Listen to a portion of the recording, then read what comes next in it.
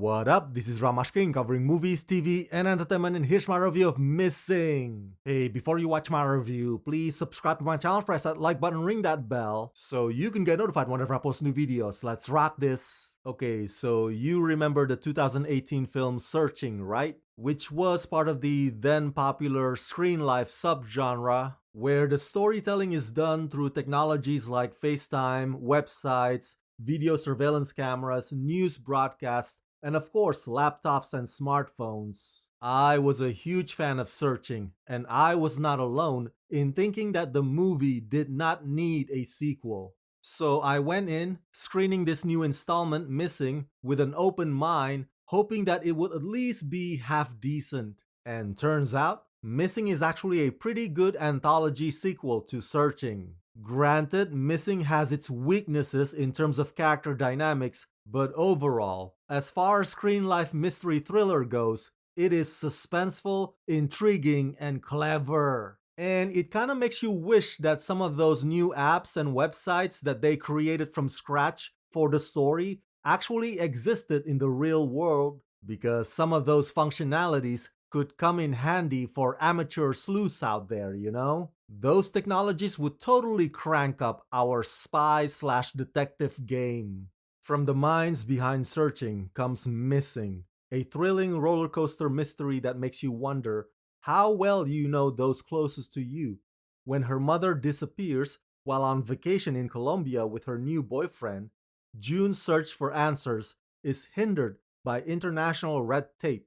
Stuck thousands of miles away in Los Angeles, June creatively uses all the latest technology at her fingertips to try and find her before it's too late.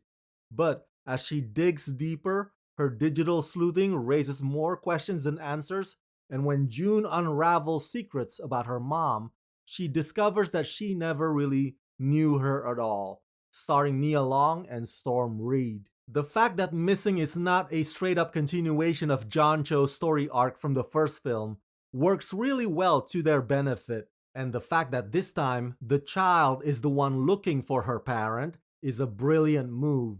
Because Missing puts its own fresh spin to this franchise, and it totally does it to the nth degree. As I implied earlier, the technologies featured here are a combination of what is widely used in our world, mixed with some of the new ones that are designed to help progress the story forward. Some of them can be tongue-in-cheek, which is quite enjoyable, and some of them are there simply for cinematic purposes, which also more or less serve to give the supporting characters their time in the sun. Seth and Anish, the forces behind Searching, pass the baton to another duo who are capable of handling such storytelling format. Nick and Will basically expanded the screen life into something that's a lot more visually arresting and a lot more engaging. That said, of course, the screen life technologies take some creative license, if you will, and they may require you to suspend your disbelief